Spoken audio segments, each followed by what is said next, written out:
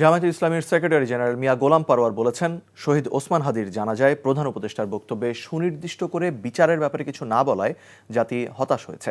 সকালে রাজধানীর মগবাজারে আলফালা মিলনায়তনে ওসমান হাদির শাহাদাত উপলক্ষে জামায়াতে ইসলামীর আয়োজিত দোয়া মাহফিলে এমন মন্তব্য করেন তিনি। জামায়াতের সেক্রেটারি জেনারেল বলেন, যারা দেশে আধিপত্যবাদ টিকিয়ে রাখতে চায় তারাই এই হত্যাকাণ্ডের সঙ্গে জড়িত।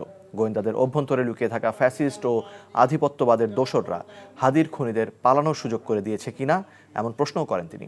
আগামী নির্বাচনে রিফাইন্ড আওয়ামী লীগের নামে ফ্যাসিস্টদের পুনর্বাসন করার সুযোগ দেওয়া হবে না বলেও হুঁশিয়ারি দেন গোলাম পারওয়ার।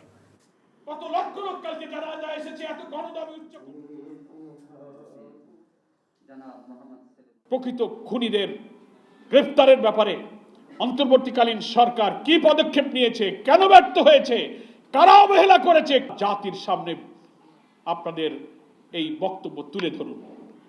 যদি তা না ধরেন তাহলে এই বিশ্বাসে জাতি করবে ওসমানের খুনিদের পালিয়ে যেতে, তার সহযোগীদেরকে প্রশ্রয় দিতে প্রশাসনের মধ্যে ফ্যাসিস্টদের সেই সব সহযোগীরা লুকিয়ে আছে। আপনারা দেখেও জেনেও না জানার, না দেখার ভান করছেন।